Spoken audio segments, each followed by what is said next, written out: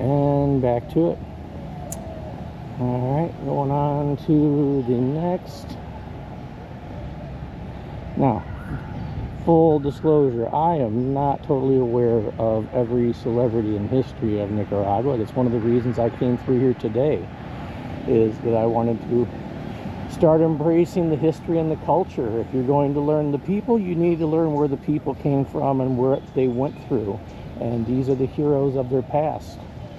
The most famous person you'll hear of history is Sandino. And there was a film made about him. You can find it on YouTube. It's not of the highest quality resolution, but Sandino made history, and he was the first one to successfully fight off invasions in this country.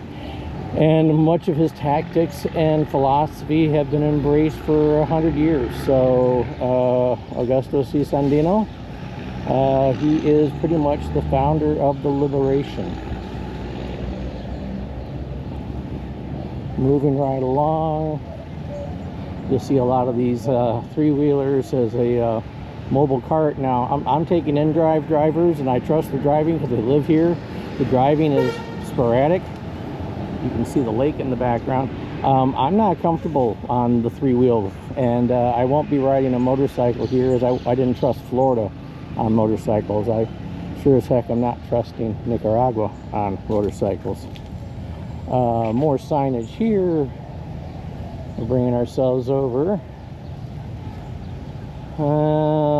Soldados en el centro, Presidente Juan Bustia Sacasas, General Augusto Sandino, Escudero Dr. David Strathaning, Ila Dertercha, Don Salvador Calderon Ramirez, Depe, General Horacio Portocaro, y Pedro Jose Zapata Dr. Cristano Cascada, 1933.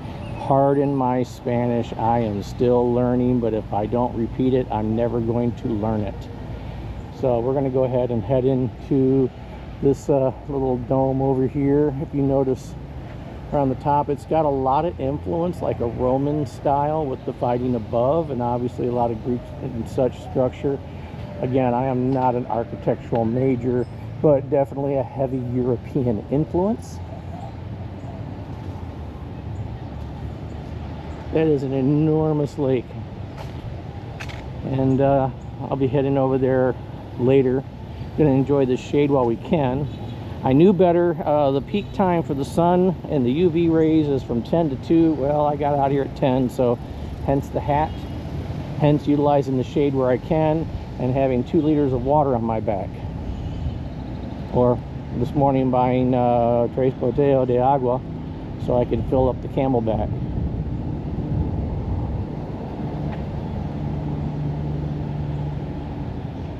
So the beauties with monuments like this is you don't have to have it written. This is obviously scenery from the indigenous people fighting off the original conquistadors.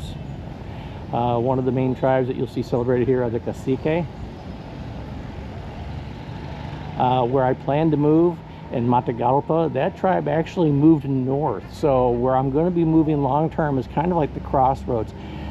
The Mayan culture went as far south as the Istile Leon area-ish, but the Matagalpas came up from South America, and where Matagalpa, Nicaragua is now is as far north as their empire went as part of the Incan. So Nicaragua was literally a crossroads between Central American tribes and South American tribes. There's a little influence from both. Yesterday's meal was El Salvadorian. I had my pupusas. I got hooked on those back in the day when I was in Florida by some locals.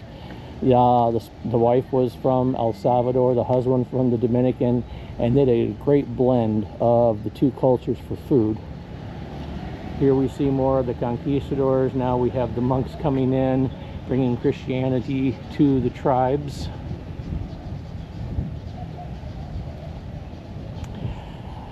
If you're not familiar with the flags, the blue and white flag is the national colors.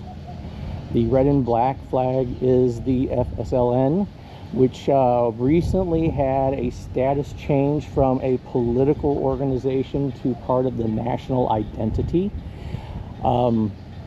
Both are kind of synonymous in today's world in Nicaragua.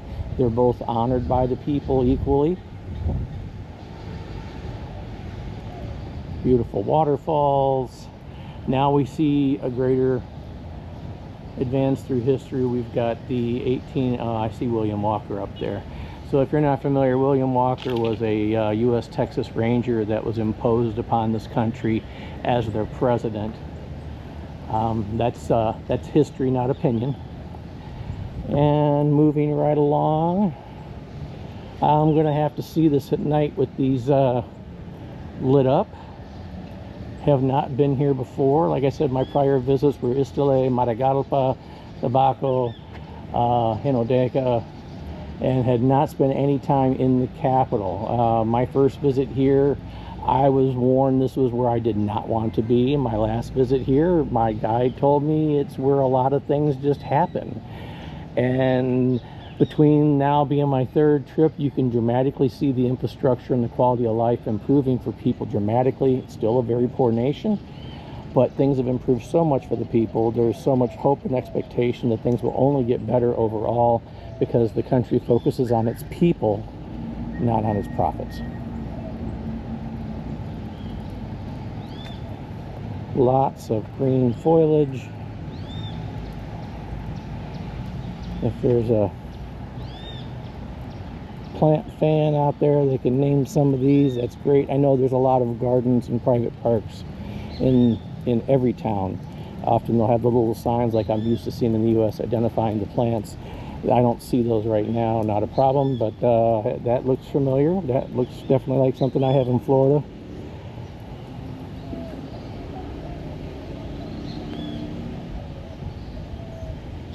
All right, so here is the monument to Ruben Dario.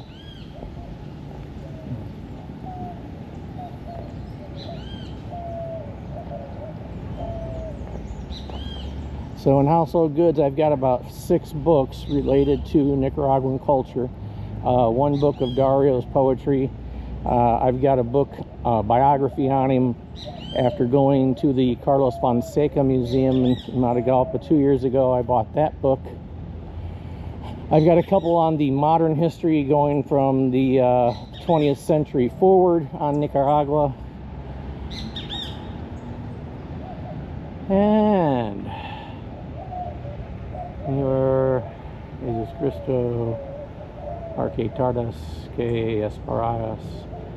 I am not going to mutilate these words right now, but they're on the screen, and if you can read them, that is great. Busting out new filters on the GoPro, trying to figure out which one's going to be best for the light. The GoPro told me to use this ND8 lens filter, so I'm going to trust the camera. It knows more about photography than I do. That's a scary way to think about life anymore.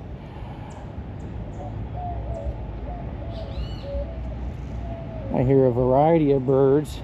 I wasn't able to capture it last night, but when I sat down for my meal at the hotel and it was sunset and things were cooling off, I'm sitting in the shade, a fairly good-sized bat did about 6 circles between the pool, dipping down on top of it, eating bugs, and flying over our heads. And I noticed with his wingspan out, he had more than a 12, 14-inch wingspan.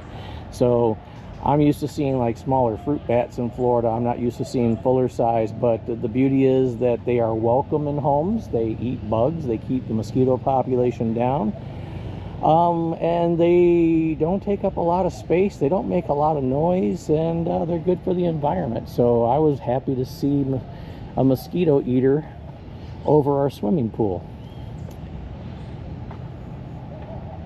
Okay, I'm going to cut this short and head over to the other side of the park, and we'll be there in a moment.